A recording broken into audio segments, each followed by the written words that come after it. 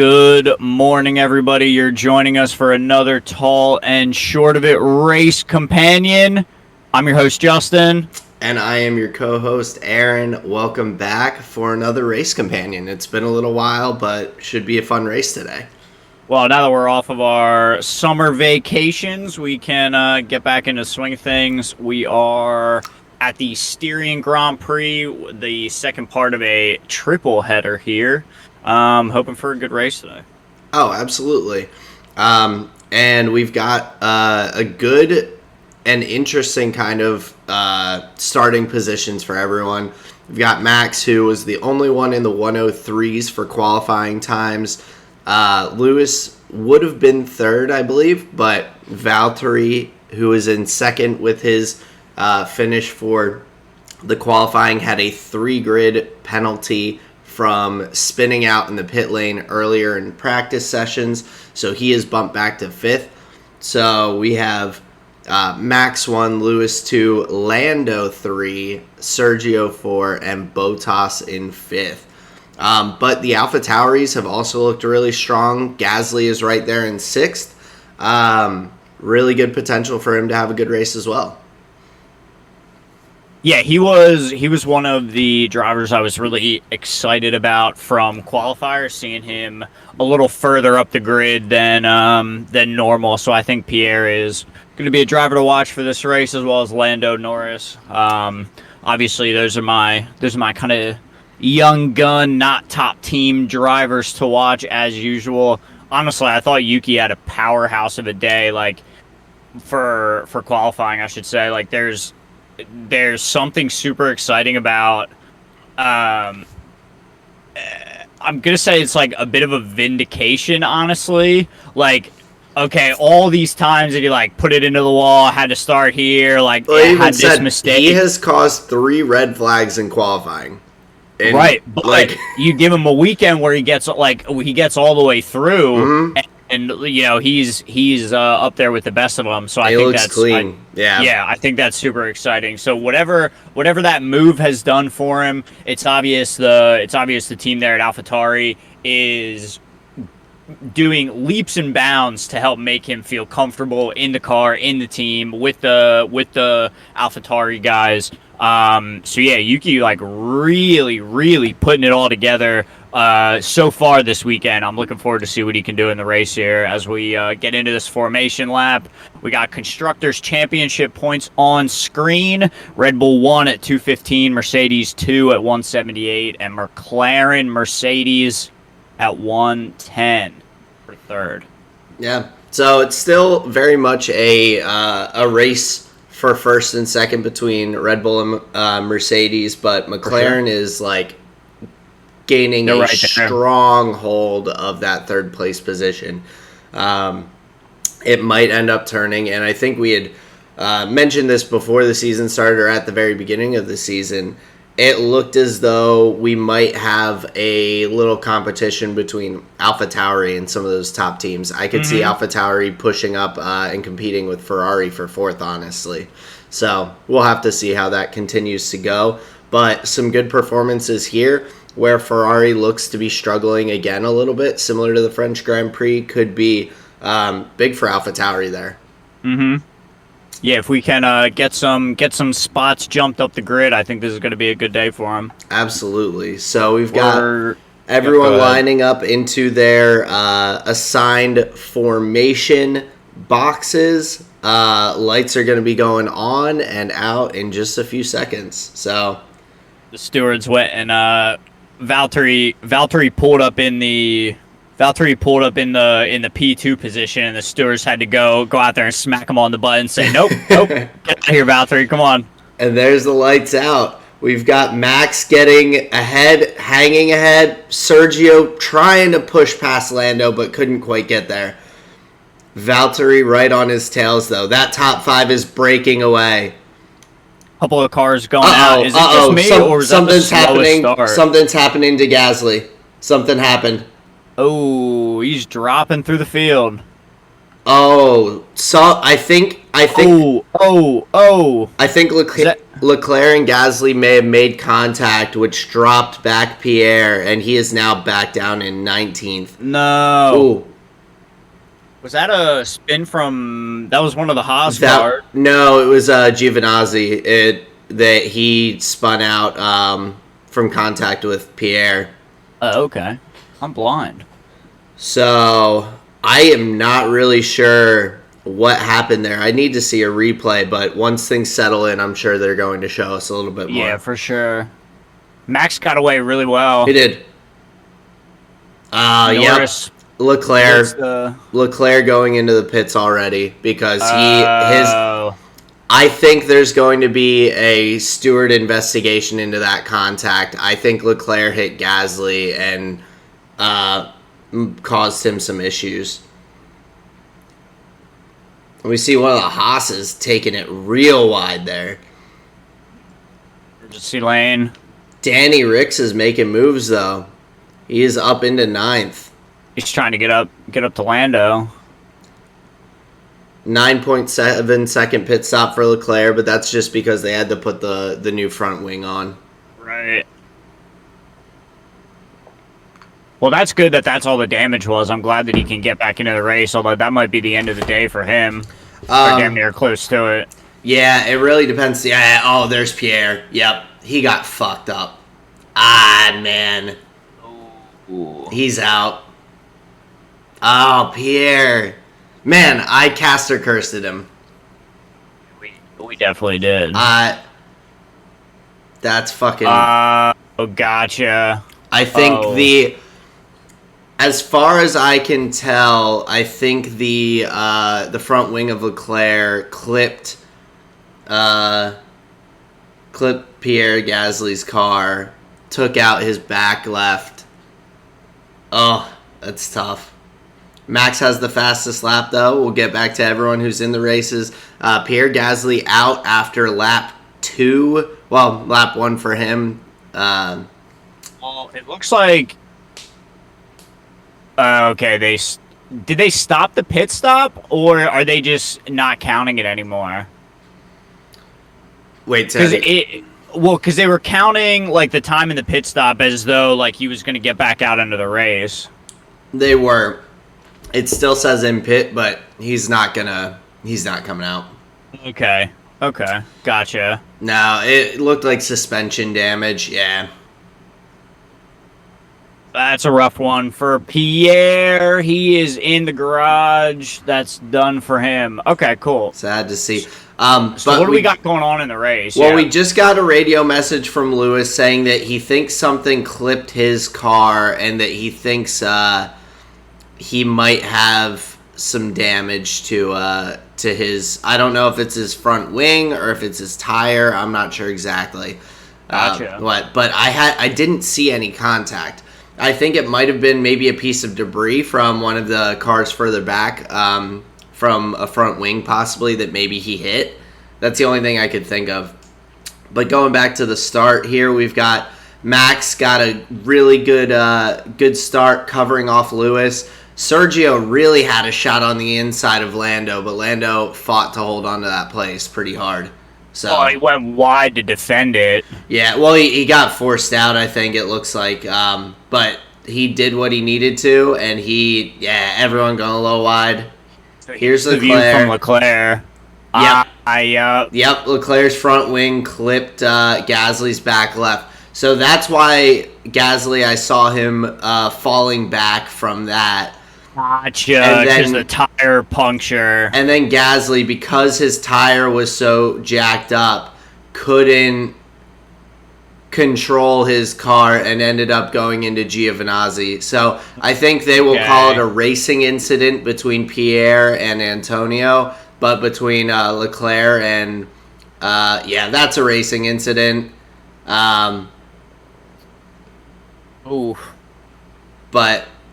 Damn, kudos. They all, avoided each other real quick. Pretty much as well as possible. Leclerc really caused that. Feel for Pierre. Well, they were saying it during qualifiers with some of the practice, or during practice and qualifying with some of the laps that were coming through. Like in some of these sections of the track, there's barely enough room to go too wide. Well, so it's not a surprise that it gets so congested there at the start. That and the fact that this is I believe, shortest track on the calendar. So with lap times basically around a minute. Events. Yeah, they're very few turns. They are tough turns, so it's not that it's just an easy track to say anything. Lots of the lap 4 or turn 4 downhill braking zone. A lot of interesting spots, but look at the lap count. We're doing 71 today. That does lead there to be not only more congestion when you have side-by-side racing, but more congestion when you have people starting to get lapped, people coming out of the pits. The windows and areas coming out into dirty air and traffic is going to be very, very common for these pit stops. So it looks like Max has just extended his lead a little bit, though, out to probably about 2 seconds. Checo's still right on Lando's heels with Valtteri right behind. Now, is that Lance Stroll right behind the Mercedes? I believe so. Okay. It might be... I think it is Lance, but... Yeah, because Lance started, I think, in 9th. I think. Okay, gotcha. He was higher up than Sebastian. Yeah, a little bit. I have such a hard time distinguishing between like the two drivers sometimes. You've got to find the number on the car and kind of have the numbers memorized a little bit. That's the only way I've found. So yeah, it's Lance. He's up in 6th. Fernando Alonso in 7th, and George Russell running P8. That was another thing that I was looking for. Because from Russell's qualifying, he was in P11. He was 8 thousandths of a second from going to Q3. So I had a feeling that George was going to have a solid race. Do feel for his teammate Nick down there in P19 after getting clipped, having to go into the pits pretty early. But we'll see. Good to see that no one else got taken out with all that craziness at the beginning, though. You never want to see people. Starts. Yeah, you never want to see people binning it that early in the race. They're always so stressful, man. Like, if something's gonna go wrong, that's probably when it is. So I'm always just happy to see mostly everyone get away well. Yeah, definitely. And we see Yuki there get past Danny Ricciardo and then Carlos Sainz as well. Yeah, I'm curious if we'll get a radio message about that. Like, it seemed like he lost a lot of pace to 2 cars right there. Yeah, I'm wondering because he was up in 9th and now he is fallen behind a couple more people. He got passed by Yuki, by Carlos Sainz, Vettel, and Raikkonen have also gotten past him since that point. Right. So I wonder if something's going on with Ricciardo's car because that definitely does not look too good. No, definitely not, and especially Norris is up there battling with the Red Bull and Mercedes boys. It's clear just something's going on with Daniel. Yeah, he's falling back pretty far. I wouldn't expect him to be that far back, but. Valtteri's really falling back. And Sergio's sticking to Lando pretty well. Or is that Valtteri's... Ricciardo saying he's got no power. Okay. The McLaren, his pit wall is saying that they think his power's recovered, but that's put him in a pretty tough spot. He's going to have to really fight just to get back up into the points, which I feel for him big time because after some of the struggles he had a really solid FP3. He was second on the time charts for that, and then qualifying, he just couldn't get there. So definitely disappointing early start for Ricciardo. We'll see if he can bounce back. But right now we have Verstappen still in the lead by 3 seconds over Lewis. 10 seconds back from the lead is Lando, who has Sergio Perez about a second back on him. Valtteri Bottas another couple seconds back, then Lance Stroll, Fernando Alonso, George Russell still in 8th, Yuki Tsunoda in 9th, Carlos Sainz 10th. So that's the points right now. Yeah, I'm curious if the 3, 4, and 5 tighten up the distances between them. I think we may get a little bit of a DRS train leading up into the top positions. Could make for a little more of an interesting race. Oh, there we go. Sergio making the pass and getting DRS because he was through the DRS zone. Wow. Trying to get it back. The McLarens are so fast in the straights. Dude, Sergio had DRS there, and Lando still almost got back past him on the straight. Well, he's still working at it. Okay, now Checo in some free air now, making up some time, but Lando didn't make it easy for him though. No, not well. Left that inside really open. I don't think he expected Sergio to come up that hot on him. At that point, though, I don't think he's allowed to change his racing line. No, definitely not. He wouldn't be able to dive across. No, he couldn't, but he didn't even... It looks like it didn't cross his mind that was a possibility that Sergio was going to get there. But Valtteri now getting past Lando, bumping him up to 4th, and Lando down to 5th. It's tough, though, with being on the soft tires for Lando. I think they really want to make sure that those last for a bit so that he can get on the hards and just make it a one-stopper and make it a long stint. Right, so they can't be racing every driver that comes up on them. Exactly.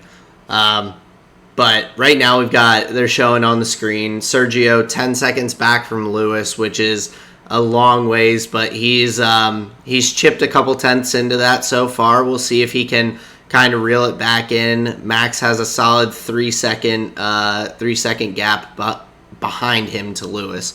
So Max cruising. This is exactly what we expect to see, I think, from Max, and just the same as it was the past couple years with Lewis. When they're out there in free air, getting to drive, not having anyone really push them, they can just drive a nice, clean race, make just clean lap times, no issues, save tires, and just kind of hold that position. I feel like that's the sign of someone who's really comfortable out front, and I think that's why we've noticed this year some issues with the Mercedes when they're fighting through the field, because they just are not used to that style of racing. Yeah, it's interesting what the consistency of just doing the same lap time over and over and over, just hitting the same line, just nailing lap after lap after lap. You can imagine Max gets pretty meditative up there, and after a while you're just like, oh shit, the race is over, oh shit, I gotta pit, okay. Yeah. And you've just done 45 laps, It's crazy. I think about it I think of the some of the distance races in track and field. I never wanted to do those because my brain could not handle just going in a circle again and again and seeing the same things and trying to hit the same lap time again and again in running. But the fact that they're doing it and they're just okay, this one's a left, this turns a right, this turns a sharp right, this turns a all out, and they have all these things that are somewhat muscle memory, but you still have to be attentive to what is going on. It's such a weird balance of focus and also being in that zone, but not to the point that you are just zoned out. Well, you're super, you're honed in more than zoned out.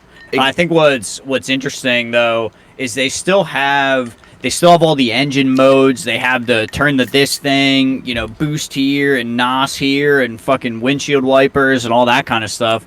So it's not as though they're just driving the track, right? That's true. They're managing all these things, like Daniel's saying, low power. It's like charging the ERS, the energy reserves.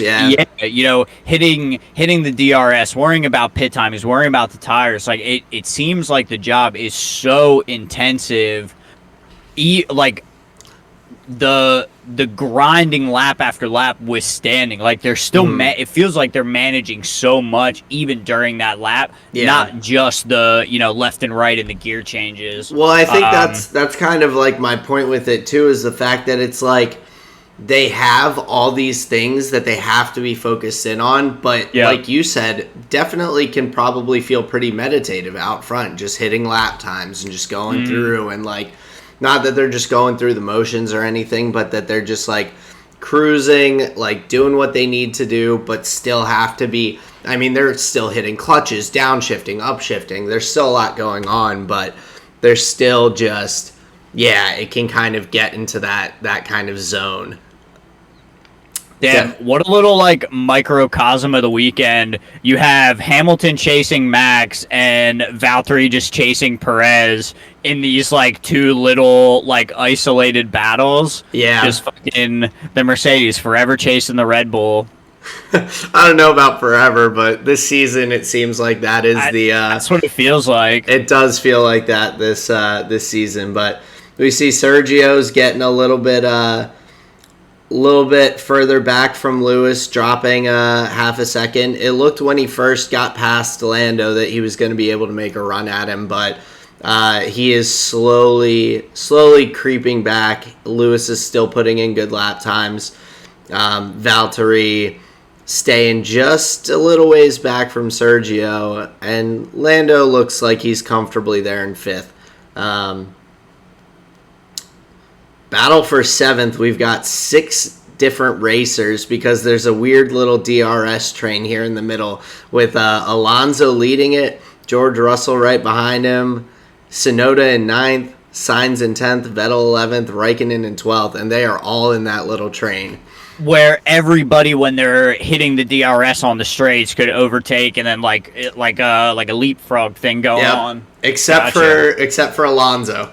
Here, wait. All right. So with this DRS train, we got a battle for 7th going on. I put a pin in this a little bit ago. Talk to me about the power unit charging. So like, are you releasing that electrical charge like on the straights? Or do you recharge it on the straights? No, so you typically are recharging in braking zones, which is what that flashing light on the back of the cars are when they're braking a lot of times. And so what that does, it, instead of taking all the power that the car is putting out and everything, it uses the energy of the braking to charge a battery. And that battery is like, if you think of it as fucking Need for Speed, that is your NOS button. It's obviously not the same.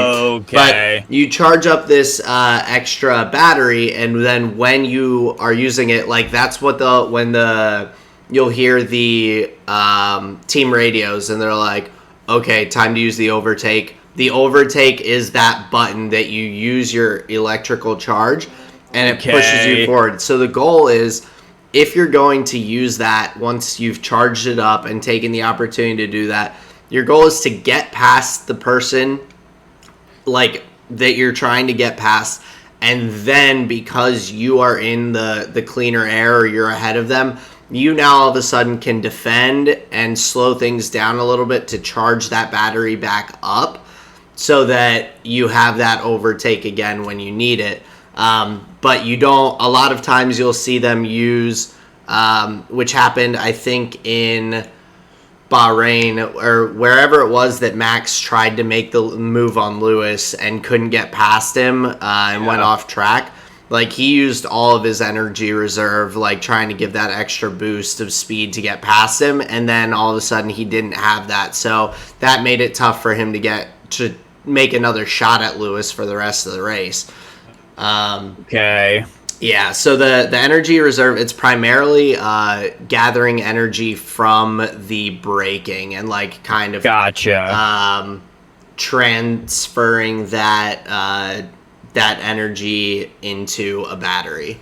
Okay, that makes a whole lot more sense to me. Yeah. Okay, cool. So, like, not only do these guys occasionally get DRS, but they can also have an overtake button. So, if there is boosters, if they're close on someone, maybe don't have DRS, they get a good slipstream, and they can hit that to give them a little extra power to the engine. Then, yeah, I mean, it's kind of like boosters. Yeah, dude, I'm just getting racy there. Oh damn. I'm just picturing these F1 cars as like the Naruto kid running down the hallway in school. Like he's like, all right, off to math class, bing, with his arms so behind much him. faster. Yeah. If everyone ran like that, they would just instantly be faster. I remember. This is a total sidebar. There's a dude. His name's Kyle Hill. He does like a bunch of science stuff. And one of his videos was exploring like, do you run faster like Naruto? And I'm pretty sure his conclusion, if I remember correctly, was that yes, you do in fact run faster if you run like Naruto. I believe that's just because the sample size was a bit biased. I think they were just like pretty damn athletic anyway, so it didn't really matter. Well, and the other thing with that is like, how far are you running? I think it was like 50 meters or whatever. 50 meters, maybe. Yeah. Like, if you're doing long distance and trying to Naruto run, you're just not, like... Well, because you put so much pressure, like, on the psoas and your hip flexors, and then, like, trying to run still, like, dude, you're not going fast. Come on. And you're, like, just the fact that your arms are behind you, like, your shoulders are going to get so stiff and sore. Mm-hmm. Like, that's not... Yeah, dude. You're aerodynamic, though, man. You are aerodynamic. Oh, so funny.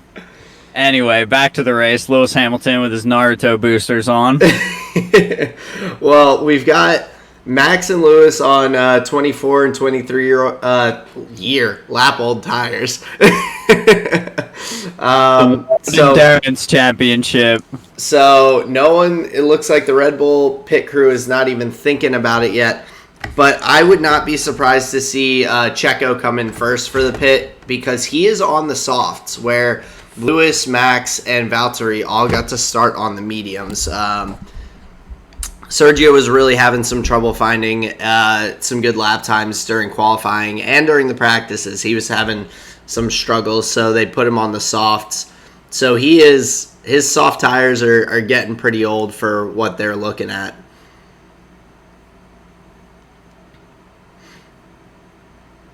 Yeah, Max has pushed his gap ahead. Sergio's falling back. Valtteri's still just hanging about 3 seconds back from Sergio. And Lando's fallen. I feel bad for Lando in this race. He's going to get probably pretty bored. He's just kind of in no man's land. He's got 8 seconds ahead of him to Bottas, and like 10 seconds behind him to Stroll. Oh, the Haas is getting racy. Oh. I feel like Mick.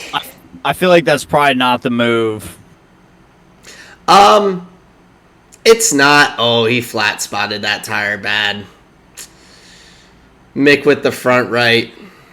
And then it looked like Mazepin with the front left. Yeah. It's... Oh, Max set a new fastest lap. He's just, yeah.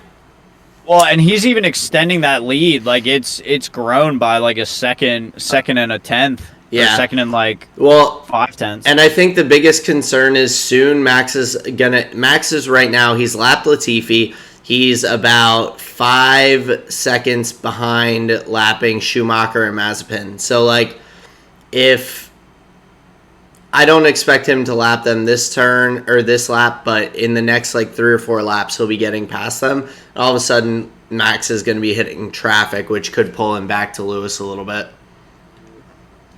Well, Lewis would have to go through all of them too, wouldn't he? Can you DRS on a back marker? Yeah.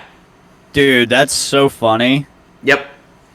So is any car less than a second ahead of you on the track? It doesn't matter what position they're in. Car. It measures it by like as they're going through the DRS zone. It's the thing basically says, oh, someone just went through this like DRS like zone, whatever. Did any car come through it within a second afterwards? If yes, like boom, DRS. Yeah. Mazepin just went into the pits. Yeah. That's actually really exciting. I didn't realize that you could do it on the back markers. You can, but so it definitely helps with passing. It definitely helps with okay, they're saying Bottas is gaining fast. He was about 3.2 seconds back on Perez a minute ago. He is now just 2.1 seconds back. So he's gaining quickly on Sergio. I think so. He had a lot of pace left in him. Well, it was just a matter of when he was letting it go. He's on the mediums too, and I think that's like with Sergio being on the soft tires, that puts him in a kind of tougher spot. His tires are probably falling off a cliff right now. So we'll see. I think Sergio's gonna have to come in, put the hard tires on in the next couple laps. It wasn't that funny, was it? No, it was. I think it was a matter of like the timing, the tone, and the content. It was the triple threat right there. That was pretty funny. Falling off of a cliff. Well, because like that immediately made me think of the phrase like tilting off the face of the earth, right? Oh yeah. And then I thought of like tilting off of a cliff and just like getting. Can you imagine like getting so mad that you just like stumble off the Grand Canyon, like you literally tilted off a cliff? Oh God, that's like my biggest fear in life. Just tilting off the Grand Canyon. I'm not afraid of being up high. I'm afraid. I'm afraid of getting angry. No. I'm not. So I always say it this way. I'm not afraid of heights. Roller coasters don't bother me. Airplanes don't bother me. Like those things don't bother me. Right. The thought of falling from that high is what is terrifying to me. It has so like things like going up in the Sears Tower in Chicago, and they have that little glass platform that you can see how high up. Like, do not want to be a part of that at all. The Grand Canyon has a similar one where you walk out on this thing and there's like plexiglass beneath you that you can see how far. And like the Grand Canyon is a mile deep. Like legitimately, it is a mile deep. That is a long fall. Those are things that are concerning to me. Well, okay, have you ever felt this feeling where you're like next to the railing of like a really tall thing and you get that feeling in the pit of your stomach like almost as though it was danger. Yeah. It's that's a pretty crazy feeling being up high. It is. Well, but yeah, don't tilt off a cliff here, Aaron. No tilting off cliffs. Don't worry. You don't have to worry about me. I have thought, though, Lewis with some, a little wobble there. Dude, if that was anybody else, they were spinning. We saw that during one of the practice sessions. We had multiple people, I think Mick Schumacher, and there was someone else that both hit the gravel and spun out. I'm pretty sure Carlos Sainz spun out. I think that might have been who it was, but then Lewis did the same thing as them and just was able to keep it in control. That is just experience. I mean, have you seen that guy's biceps? I'm serious. He is. He's like there's a large element to like physical fitness in the car. It like matters a whole bunch. You know? It does, and I know I know we talked about I think it was the last episode, these guys having the physique of like long distance runners, but they've got lean muscle too. Like they are. Oh sure. They're not going to be bodybuilders, but they are cut. I guarantee that Lewis has like an 8-pack. What's going on with Russell? No. Oh, brutal. Oh no, George. He pitted from 8th place, and we got Perez in, getting those softs on, putting the set of hards on. Oh, slow stop. Rear left was having issues. Yeah. What are these pits, man? Well, I don't know what happened with George. I feel for him, though. He was running in 8th, having a phenomenal race, and now he's back in 17th. We'll see what's going on. But Sergio just pitted, put the hard tires on, but 4.8 second stop. That will, if Mercedes gets a good pit for Valtteri, I have a feeling that, Bottas is going to be coming in this lap, I think. We'll see how quick Mercedes pit stop is. If it's quick enough, he could easily jump Sergio on that. 2.3 for Yuki from the AlphaTauri's. Very nice. Holy, like, that's quick. Yeah. That's like Red Bull pace. Yep. Bottas coming in. Yeah, 2.3 stop. Anything under 2.5 is a solid pit stop. Once you start getting into but I still think Red Bull's the only team that's getting those like 1.9s. All right, Bottas in. Let's see how his pit stop goes.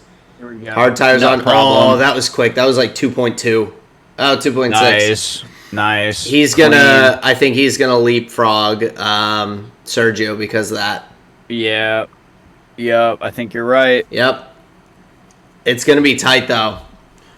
And he's beaming. So Valtteri's out ahead of Sergio because of that pit stop. But Sergio's tires are warmed up and Valtteri's are not. He might be able to try and get after him. You see him gaining on him right now. The heat, insane. Well, the heat into the hard tires is so important. Getting that one lap for the kind of undercut might get him that spot back. Here's Lewis's pit. Lewis trying the undercut on Max, so we'll see. I feel like I don't feel like that the course is that long. 2.2. 2.2. Hell yeah. Ooh man, that might have been enough. Uh-oh, my stream just died. Nobody else going into the pits. It doesn't look like currently. We have Lewis coming out of the pit lanes. Max still way out, so he probably will try and put in maybe another lap or two, but you don't want to get hit too hard with the undercut, so he'll probably come in before debris too on long. the track. What happened? I missed it. There's a little bit of debris on the like right outside the racing line on that turn. Gotcha. Oh, I wonder if that's from just earlier on. Oh, Max coming in. Yep. Oof. Man, the stream was 2.2 for Stroll. My stream was doing so well for so long, and now it's just running into some hiccups. There we go. What did Max get? 2-second flat. So good. Disgusting. The Red Bull has 24 seconds to Lewis. Yeah. So he'll come out with about 6 seconds up on Lewis. Oh, got him. 5 seconds. All right.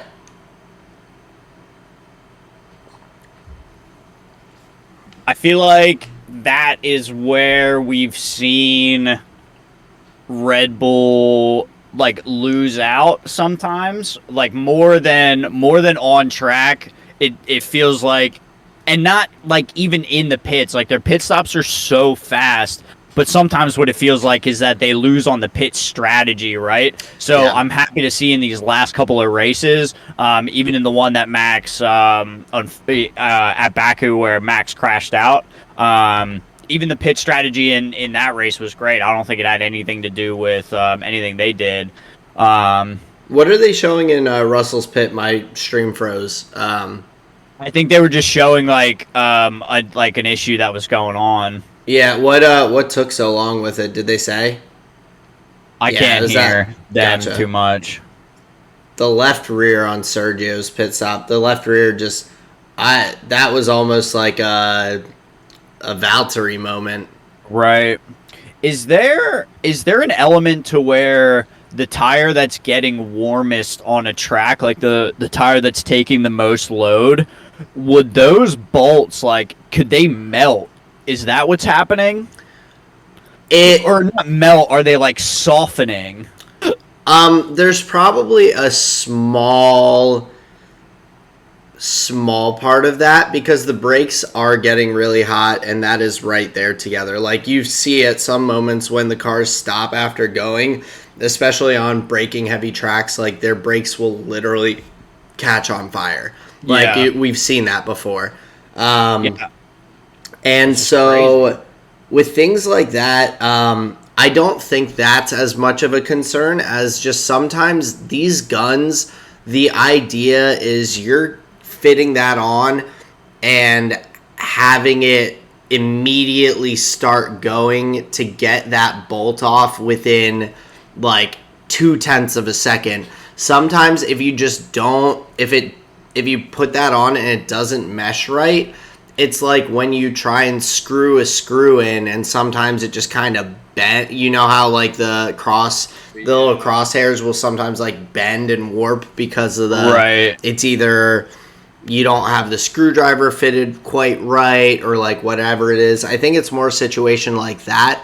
And in the case of Valtteri, when they couldn't get the tire off, they basically, all the little grooves that the gun is supposed to like catch on and turn, they didn't catch right and it just started shredding the metal. So it could be partially because of the heat, but also just because those guns are literally made to take those bolts off so fast.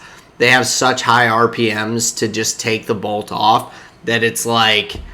You have to make the marriage perfect, or else you're gonna understand. Yeah, exactly. Oh, what is this Haas car doing? Let him by. No, that's the Kimi Räikkönen in. They look. No, it's Kimi. Oh man, the liveries are so similar. The Alfa Romeo and the Haas are both close, but dude, my bad. It's all good. Lando though, getting past him, moving back up into 6th after his pit stop. Carlos Sainz still has not pitted, so Lando. I don't know if Kimi's pitted yet. I don't think he has. And I know Leclerc has, but that was at the very beginning. Yeah, there would only be like a lap of tire difference. Yeah. Lewis is putting in some good lap times though. He is slowly picked up a little bit of time on Max. He's gained about 0.8 on him. I think that was primarily from having the warmer tires for the first lap after Max came out of the pits. But gotcha. But yeah, it seems like Sainz, Raikkonen, Ricciardo, Ocon still have to pit in the top 10. Yeah, and then Schumacher still has to pit as well. Yeah, so we'll see kind of what they can do. I think Raikkonen and Ricciardo will probably end up back around 13th, 14th place. And Ocon probably back to about 15th. Lewis just put in the fastest lap of the race, though. He's really trying to cut into Max's time. But yeah, I think they'll go back and forth, though. I agree. I think right now Max is just sitting there comfortably. Lewis is going to be putting some... Oh, a little bumpy there from Kimi. Yeah, seriously. Speaking of the top spots, though, Valtteri's he's really far away. He's 17 seconds, and Perez is not too far behind him. Perez just took 0.3 out of him, too. Yeah, depending on how quickly Checo can make up time. Well, what do you got? I lied because it's deceiving sometimes. It jumped Perez to only 2.8 seconds back, and then immediately jumped him back to 3.1 or whatever. Gotcha.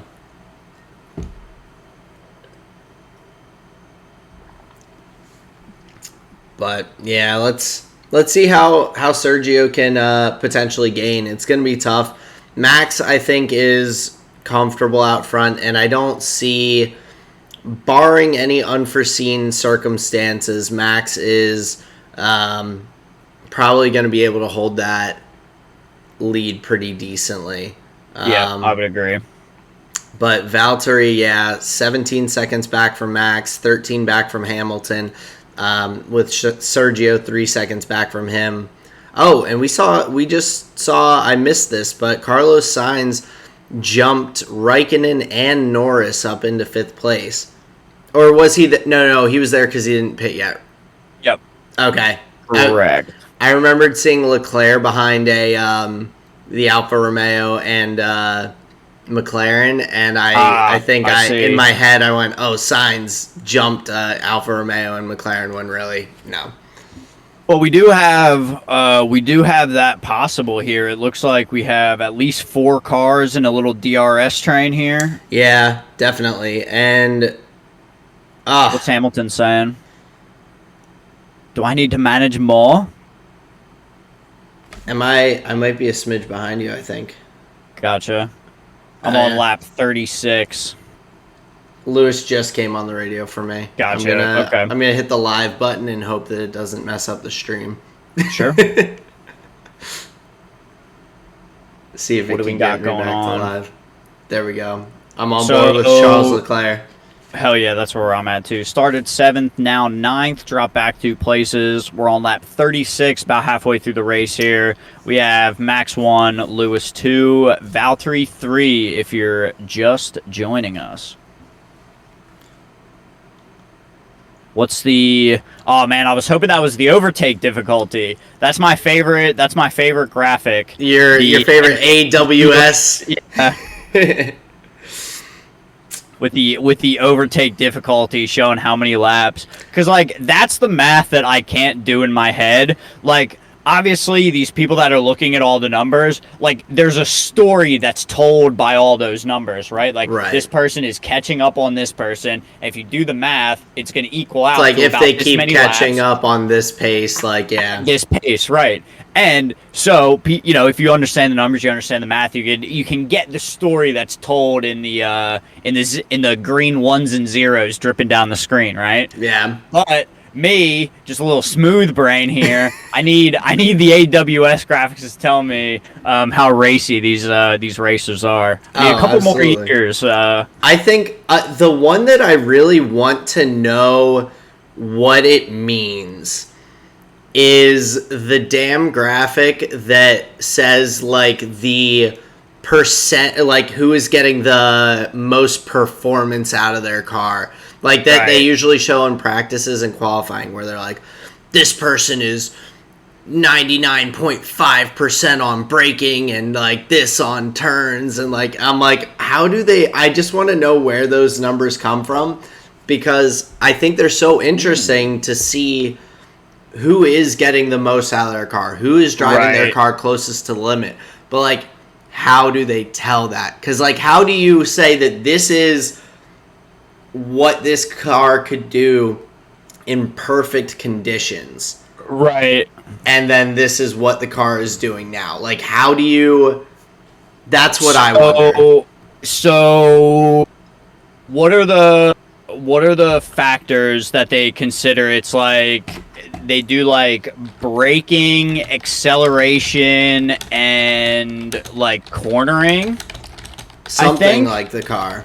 So, I would imagine... Oh, here we go. Oh, they heard me. The striking distance, 5 laps, a bit difficult. Medium difficulty is what they're saying. Yeah, medium to hard. Like, it's kind of... Medium to hard difficulty.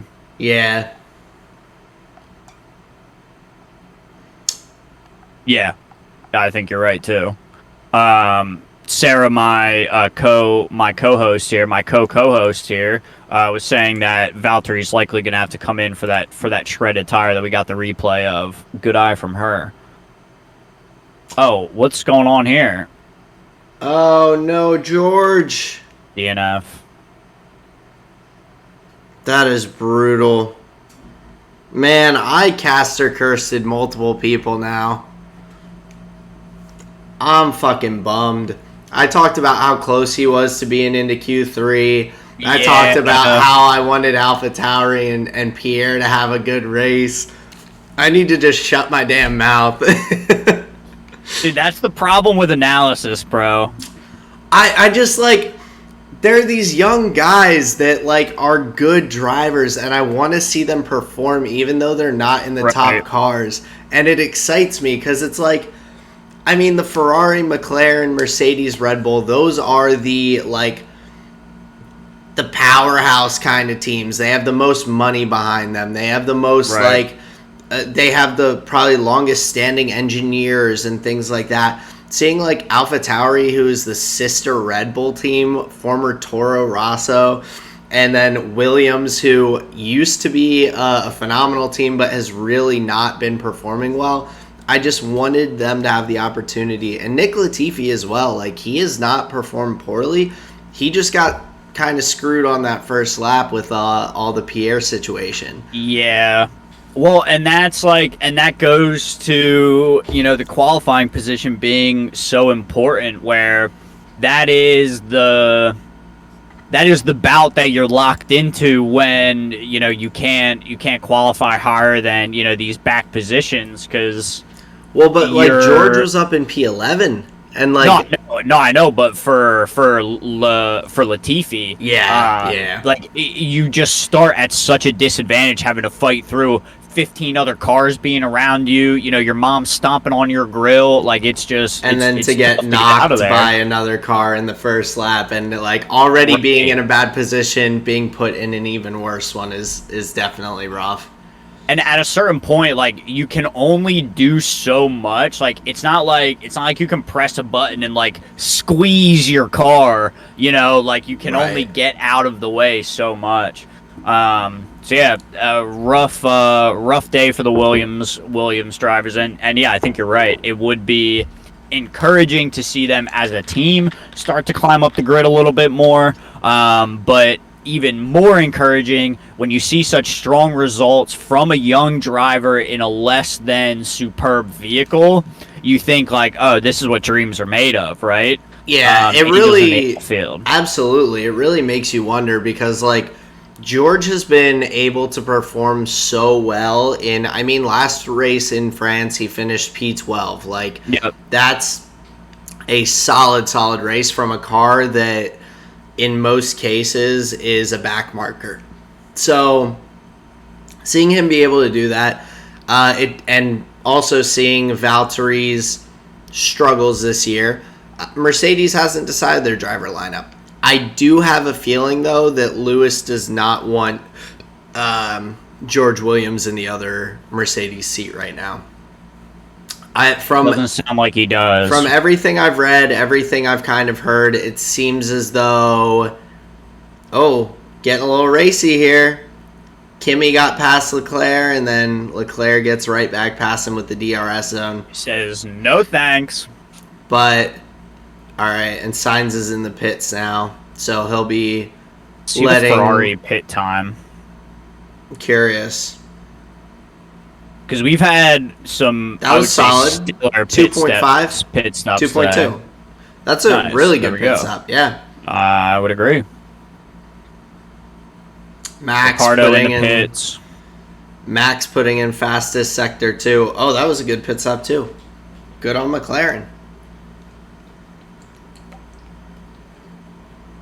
What do we got? 4.3 Lewis to Max out front. That's a consistent lead, man. I think the only thing that we need to worry about right now is the gap between Perez and Bottas, because that's going to be the most impactful on the constructors.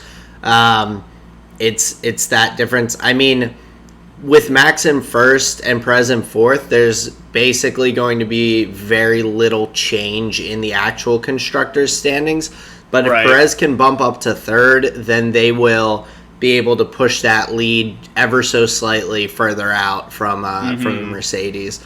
But right now with Red Bull 1, Mercedes 2, 3, Red Bull 4, it's going to pretty much stay the same other than the drivers' standings. Well, okay. From the points perspective, I would agree. I'm not sure it's out of the realm of worth talking about for the top two, because we still have like 30-odd laps to go or so. There may be events that warrant another pit stop, which could make things interesting at the front of the field. But I would imagine Max and Lewis will be able to drag their tires out. Yeah. No, we will see. There's definitely plenty of racing to do. Right. Man, I feel for Kimi there. Kimi got his front wing clipped by Leclerc. Leclerc, I am surprised he did. I mean, I understand that the start of the race is a little bit like elbows out. There's going to be some potential for bumping around. I'm surprised he hasn't gotten anything for his contact with Pierre. Elbows out, yeah. Elbows out. but like with Pierre, and now he also has clipped Kimi Räikkönen's front wing. Like, come on, man. It bothers me a little bit. I understand things happen, but I don't know. To do it twice in one race, and well, the first one was hitting his own front wing against Pierre's tire, and now this time he cut in a little hard on Kimi and clipped Kimi's front wing with his tire. Yeah, Charles, he may not be aware that he has side view mirrors that he could look at. That may be the problem. That might be an issue. Carlos Sainz with a nice move I can there. see next to me. It's just they aren't like major collisions, so they probably aren't being heavily investigated by the stewards, which I understand. Right. But like, well, and they're not like ending a racer's day. They're not like putting him into the pits or anything. Pierre, they did. Well, I was talking about Kimi. With Kimi, no, that's definitely not. It just surprises me a little bit. But Max is stretching that lead a little bit. He has pushed that from, what did we say, 4.5 seconds to now 5.5 seconds? Yeah, it was like 4.3 when we talked about it. Yeah, Sergio's still hanging about 2.2 back from Valtteri. I think Leclerc's probably going to be able to make a move on Giovinazzi in the next lap or two. He's right there, probably got DRS right now. I can't see his rear wing, but he is pushing.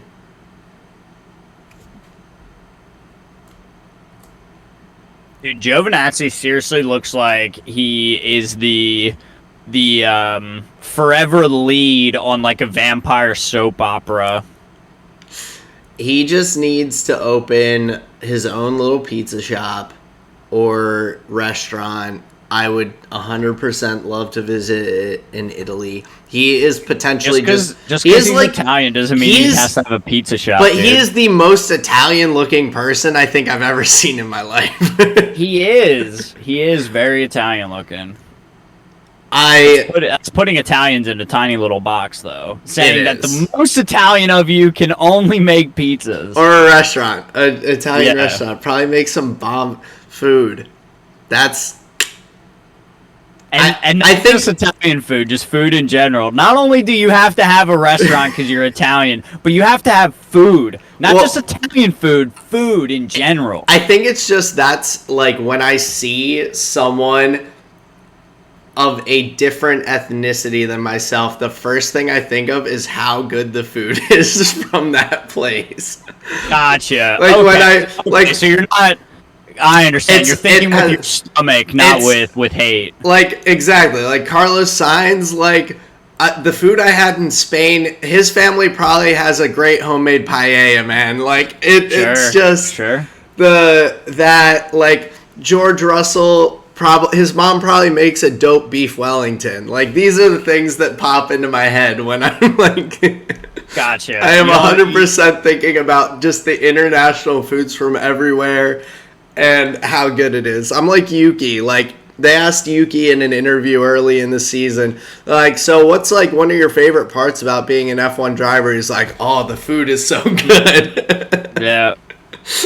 That's funny. So you stereotype by food. That's interesting. Essentially, yeah. Okay. No, I can appreciate that. I think I think that's a place that we should all strive to be. The first thing that I think about when I think about different like states in the South is their food. Like when I think about New Orleans, I don't think about Bourbon Street and going out drinking. I think about Cajun food and how good a crawdad boil would be, or like how when I think about Texas, I'm like, Texas barbecue, but it doesn't beat Carolina barbecue. Like these are the things I think about. Interesting. My motto for exercise is literally that I run and I work out so that I can eat and drink whatever I want. That's why I do it. I think it's a good rule to live by. Yeah. Stay semi-healthy, eat good food. What's your co-host saying? Oh no, she was fiddling around. I thought she had some input, but she didn't. Gotcha, it was just an awkward smile and a shaking her head like don't cut to me. Sometime we're gonna get her a mic. Maybe that'll be the day that pigs fly. How can we make pigs fly? Just see a bunch of ham just like hit the window. Damn, dude. I just need a trebuchet. There you go. Speaking of trebuchets, we were watching. Sarah was. I was popping in and out the Lord of the Rings series. Ooh. There's a good amount of trebuchets in that. There's a lot. There's a lot of trebuchets. The defense of Helm's Deep. You've got the attack on Gondor in Return of the King. You've got. There are quite a few trebuchets. A lot of them. I love how a little detail for you. The wolf in Return of the King, that big like ram thing. Yeah. I'm not sure I ever noticed, and maybe it wasn't in the original, but it's in the extended cut. That wolf has a name, and all the goblins chant Grand, Grand, Grand, Grand, as they're like wheeling it up to the door, and they're like Grand, Grand, and then the wolf like hits the door. I feel like that's in the books. Okay.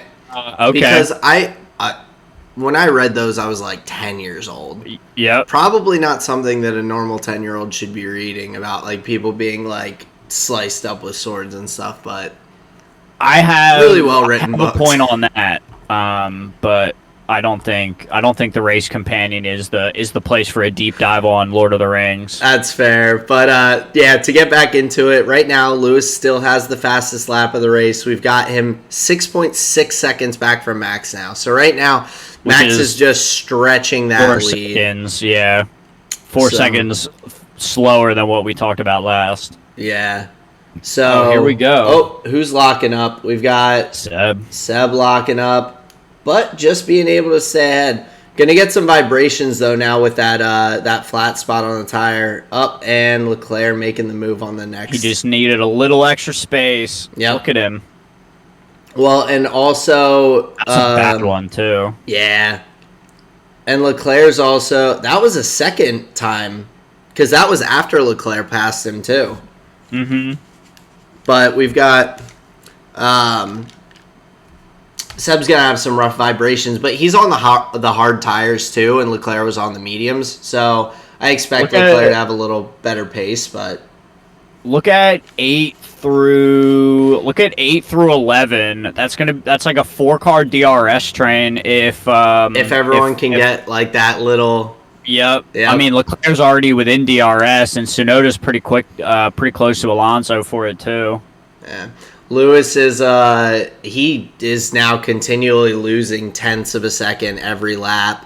So he's held on to that fastest lap. I would not be surprised to see someone go for a pit to get the fastest lap point. I'm trying to look to see if there's anyone that really could, though.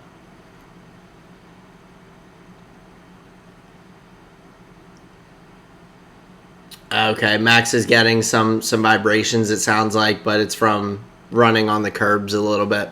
So, sure. Also, I noticed, and I'm pretty sure I'm spelling this right. So for curbs in F1, they spell it Kerbs. Mm-hmm.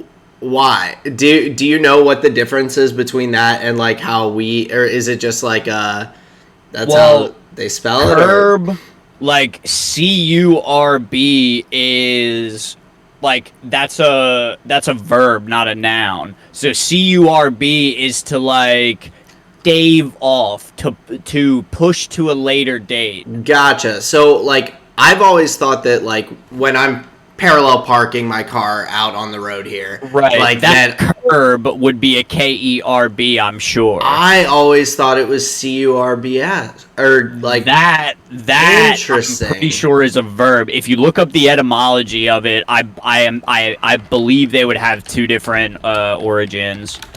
Or we use the same spelling for two different words, and they've separated with KERB and CURB. I don't know if they use the CURB though.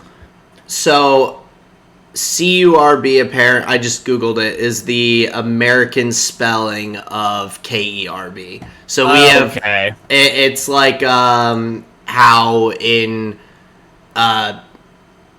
UK English or British English they spell color or armor with like a U, I guess. Oh, you are, yeah. I guess for English spelling just to, I don't know, be different or to spell things the way that we spell most words. They just change. But that makes sense though, because then if it's written down, like you know what you're alluding to. You know it's not some like weird verb here out of place. You know they're alluding to, and obviously context clues are important. But then at least you know they're like talking about a car curb, a race curb. My tire's a gone Bono curb. You know. Exactly. That's interesting. So I hope all of you are learning a little bit with us here on the Race Companion. I know we've gone off topic a little bit. Brain F1 analysis here, but we'll give you 5th grade etymology as well. Exactly. Learning all of the important things. Etymology, and then learning the name of the wolf battering ram in Lord of the Rings. Grand. Oh, and so right now, to get back into the race talk, we've still got Yuki holding on to 9th place, still in the points, looking good. Fernando Alonso also up there. Ricciardo has lost a place from his starting position down in 14th compared to 13th. Lando's still in no man's land in 5th. He's 34 seconds back from Sergio and 11 seconds up on, I think that was Stroll. So, maybe you've got something here with the Leclerc thing. That's a lockup trying to pass Yuki. Like, it feels like he's racing a bit hard today, doesn't it? He is. He's a little less than the controlled Charles we're used to. Being a bit aggressive. Oh, Sergio's going for I don't know. 2.2 pit stop. I love it. I know, but so that basically was them saying we're not going to catch Valtteri.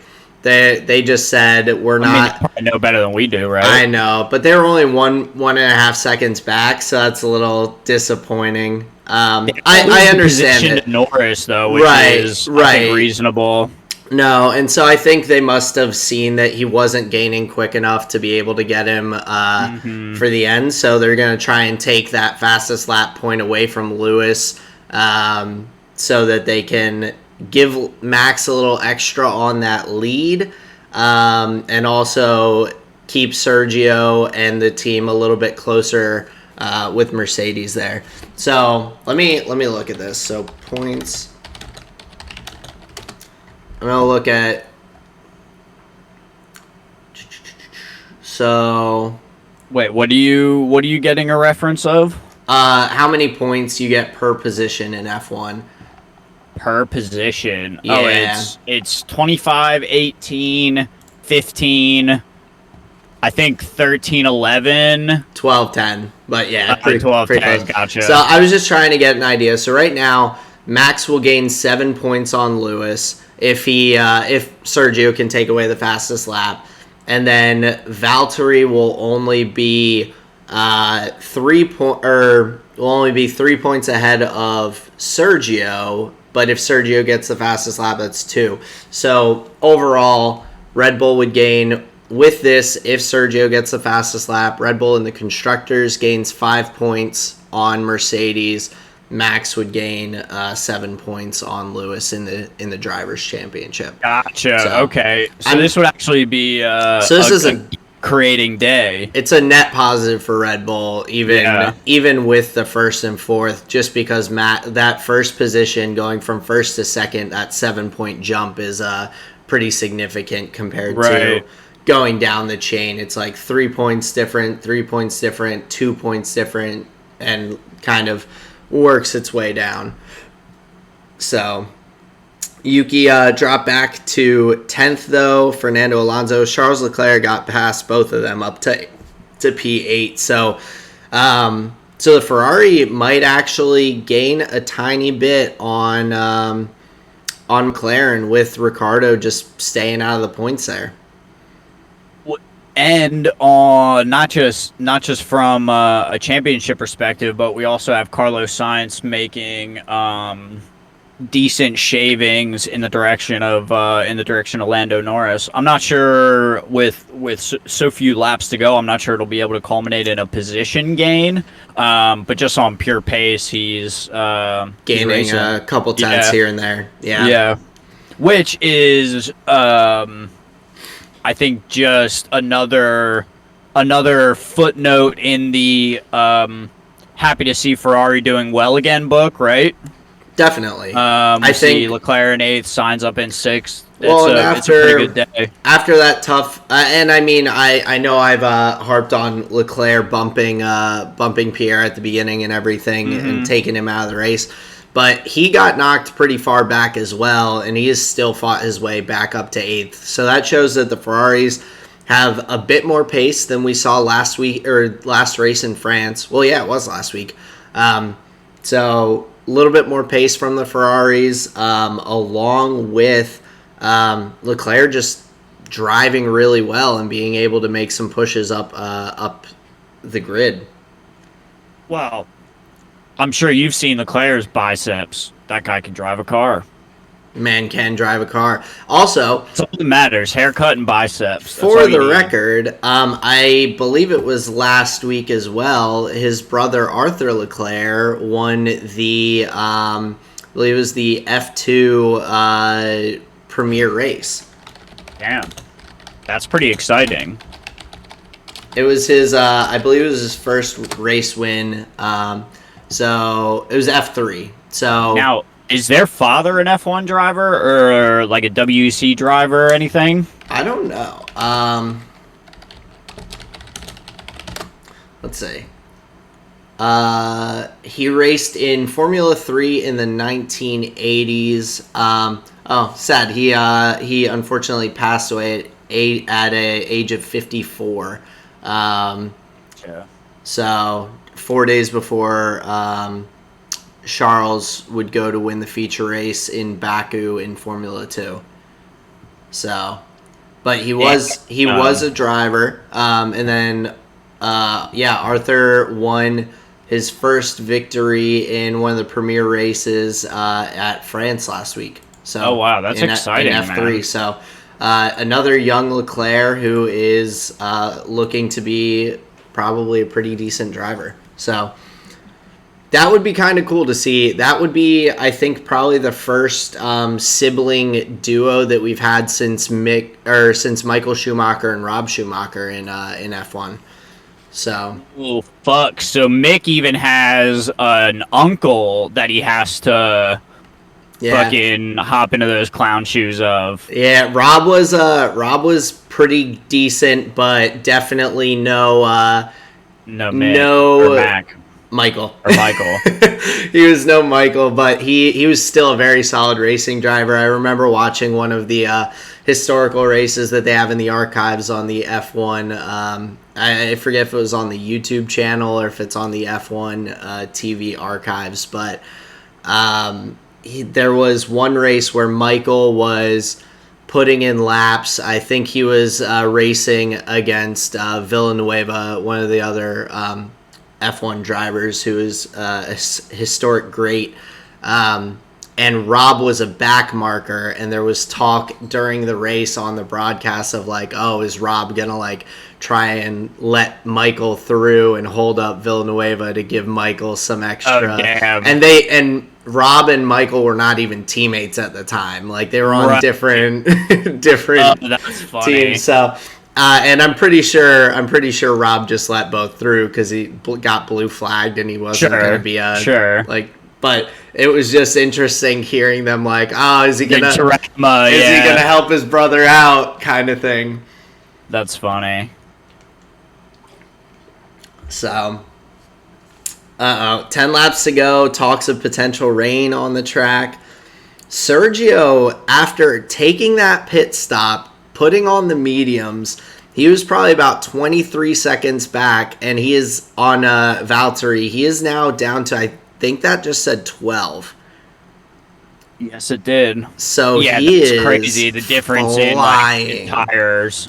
Compare 33 lap old hard tires versus 6 lap old mediums. Ooh. Oh, Lewis is getting nervous about the rain. He says nothing on the radar from Bono. Okay. The clouds coming in are... that's a dark-ass cloud, bro. Well, and that's also going to be interesting because that will cool down the track in certain areas. And these old hard tires are going to be... It's going to be tough on those cold spots. Old hards. Listen to our pod. Seriously, go back and check it out. Some real bad graining there on... What is he doing?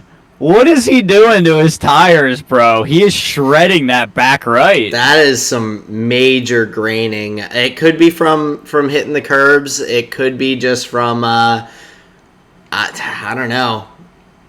That's interesting. Well, because it's not flat spotted anywhere. But I mean, that happens too a lot of times. It could just be that this is a kind of right turn heavier track, so if the rears, that could just be the primary contact point where it's trying to grip and just getting a little shredded.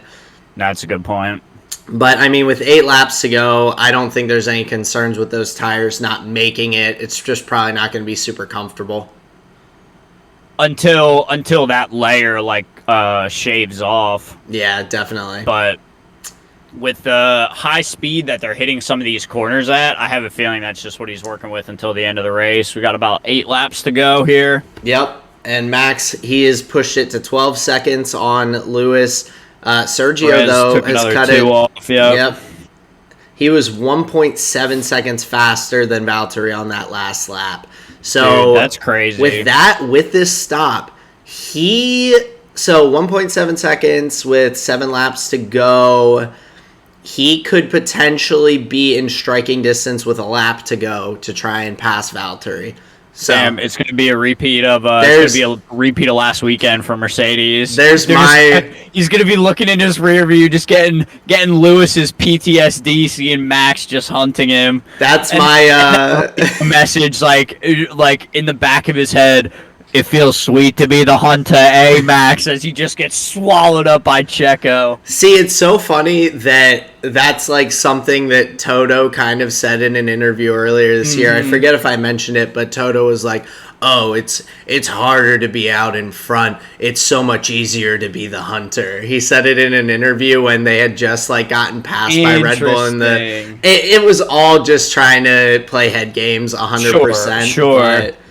But if he actually believed that, that's an interesting line of thinking. It's so hard to be out in front. Well, it's just I think it's never don't show weakness kind of thing. Right. Whenever they were winning the drivers and constructors championships, they're like, oh, we feel comfortable. Yeah, Red Bull's there, but we think we have the better pace. And then now it's like, oh, yeah, it's okay to be behind because we can just hunt them down, just get after it. It's like, all right, man. And again, Checo shaving another about 1.7 seconds off the lap time. Pretty close. He is quickly consistent. gaining. Signs.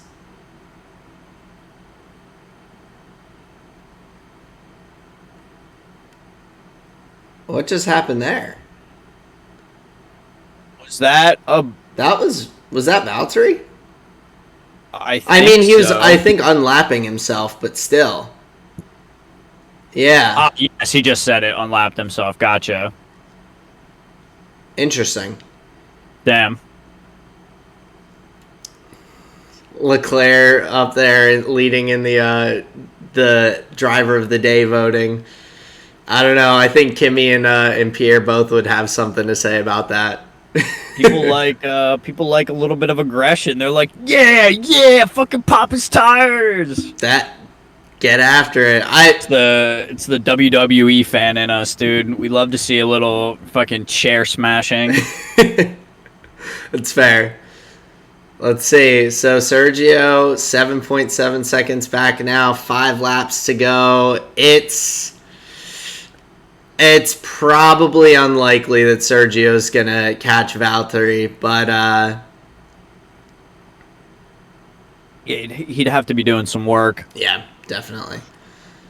He's going to really have to start shaving some time off, but Oh, here we go. Kimi looked like he had a shot there. Look like they're gaining places, man. He just he took it too hot into that turn, man. Yeah. That was a bad joke. Kimi getting after it. To much the chagrin of Sarah.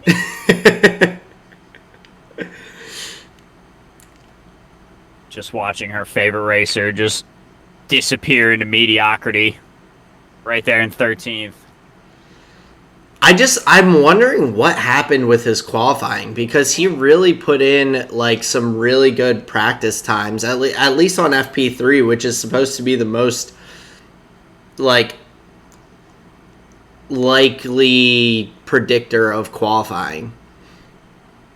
Because that's when they've already locked in their tire choice in Q2, and then they're just like pushing flat out on reds.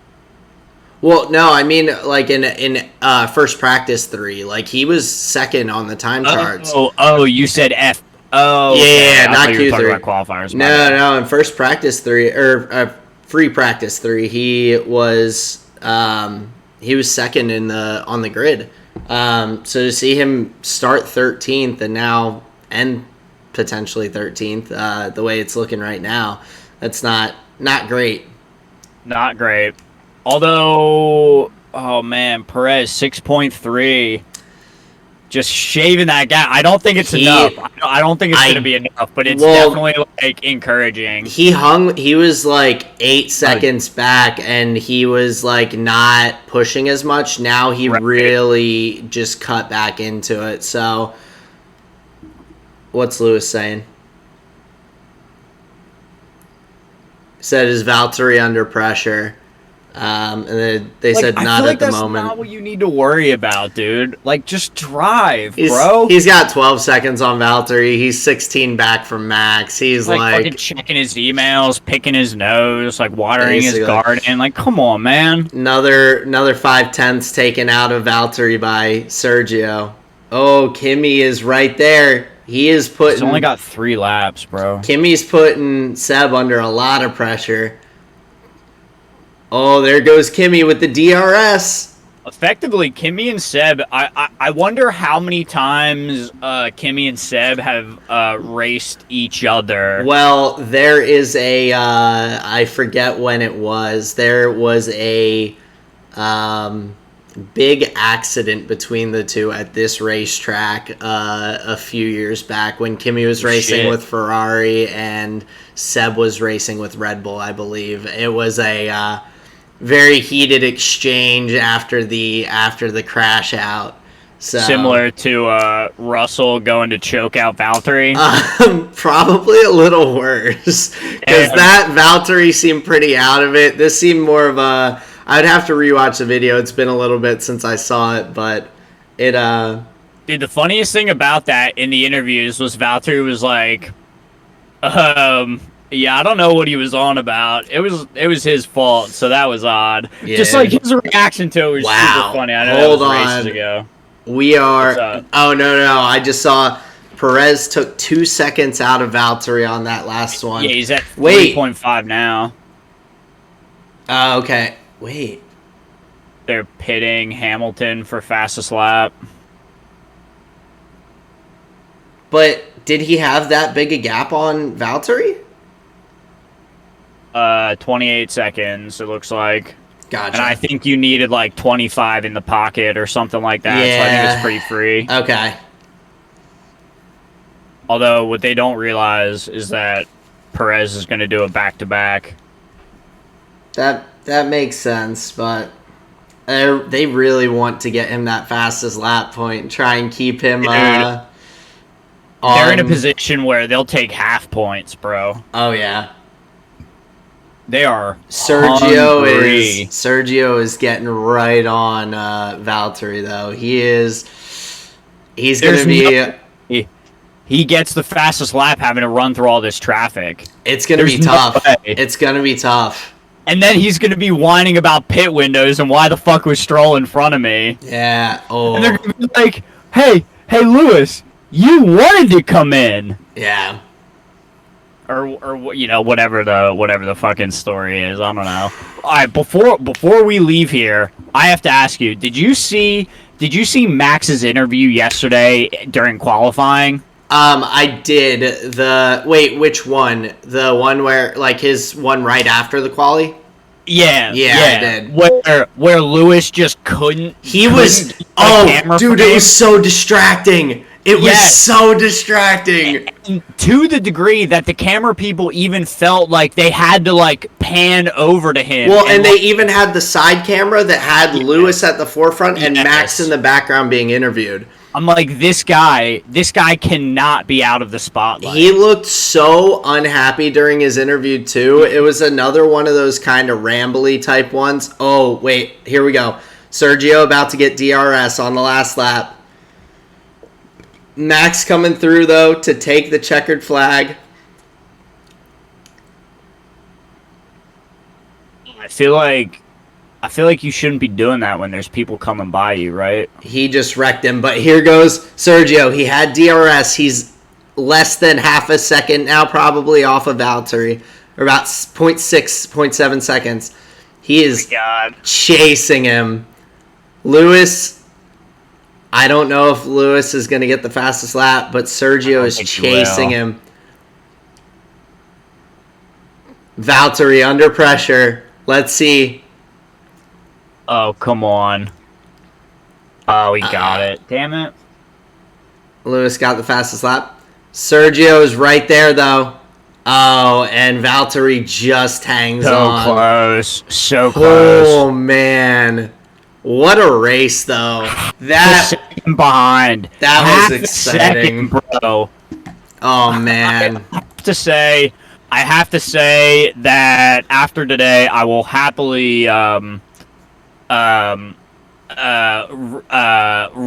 rescind my previous assessments of Checo. He has really come alive in this Red Bull car. He has. He looks been, like, a really exciting second driver to watch. He looks so comfortable, and he's consistent. And I think that's the biggest thing. Like, we saw some really good highs from both Pierre Gasly and Alex Albon, but their inconsistency and especially their qualifying performance were both a little bit suspect at some points. And so seeing Checo consistently getting that P3, P4 starting position on the grid right in there. And be comfortable driving in whatever tire strategy they need him to. Whether they need him to hunt Valtteri, he's doing it. Whether they need him to stay out 53 laps on hard tires to, like, cover off the Mercedes cars, he can do it. He's doing... Oh, and the rain comes through. That's hilarious, if that's what that was. I think so. But he's literally doing everything that he needs to. Yeah. Also, though, Lando Norris, another good finish, up in 5th place. Lando still has stayed in the points every race this season. He has only had one race this season that he's finished below 5th place. Just some phenomenal performance from him throughout the season. He is really showing his best and really showing what McLaren's car can do. That they are not far back from competing for these top spots again. And it has been quite some time since that has been possible. Yeah, for a long time, obviously. It's been since Lewis was driving in the McLaren, I think. Right. So, but Max, P1, Lewis, P2, Valtteri, a very close P3. Dude, I speaking of Lewis and the McLaren, I was having, this is gonna sound odd, but I was having shower thoughts about Lewis and Nico and like some of the moments from that year, and just the more and more I think about that championship and like what it is to win and this, that, and the third, like, and maybe we'll go into it for another pod. I guess this might be a little bit of like a teaser, but yeah, I've got some interesting thoughts on Lewis and like his mentality or what it seems like his mentality can be or at least where it came from. I'm curious to see those thoughts, because I mean I'm still, it gets me every time that Nico just decided, he's like, I won the world championship, that's all I wanted to do, I'm done, I'm out. Like, There are very few people that win the championship and immediately retire in any sport. So yeah, it's there's a couple of moments that you can point to that like they seem important in a way, but you know, that's a big tangent for what we came here to do today. Definitely. But yeah, 1, 2, and 3 were Max, Lewis, and Valtteri. Great race on the day for Max. Put it in qualifiers. Was the only one to get below, was the only one to get into the 103s, and then just carried it home all the way to today. No mistakes from the man.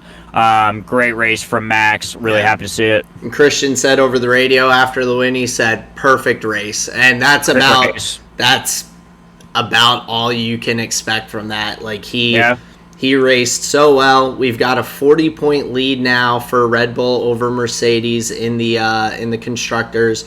We've got McLaren losing 4 points to on their lead to Ferrari, so they are only up 12 points on Ferrari now.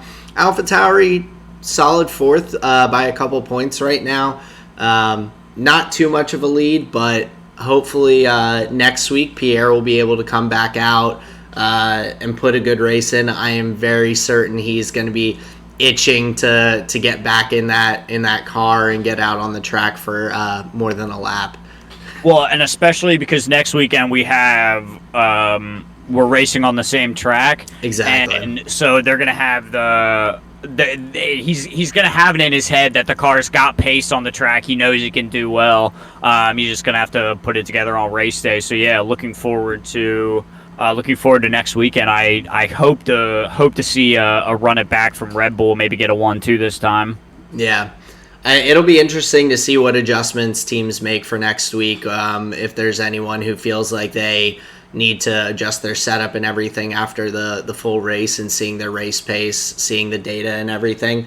But Max here in his interview said he just felt like he was just managing his tires the entire race. Man, he wanted to just do, when he finished, he just wanted to get out there and do some donuts, dude. Like, you could just see that it. little burnout that he did? Yeah. He's like, yo, Valtteri can't be the only one. Come on. I mean, dude was like, that was the biggest margin of victory this season, I think they said. It was about, prior to Lewis taking the pit stop, he was about 14 seconds up, and so especially after Lewis pitting, like, easily the biggest gap. Sorry, I can't hear you through all this greatness. All right, this is probably a good place to cut it, or else we're just going to make fun of Lewis and Valtteri. That's fair. But everyone, thank you again for joining us on another Race Companion. This has been the Styrian Grand Prix. It's a lovely Sunday morning. I hope you all enjoyed the race. Enjoy the rest of your day. Justin, you want to take us out of here?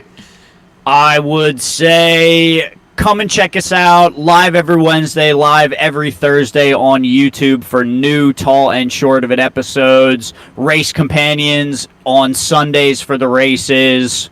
You know where to find us. Hit the likes, hit the subscribes. That's been the Tall and Short of It, everyone. Peace out. We'll catch you next time.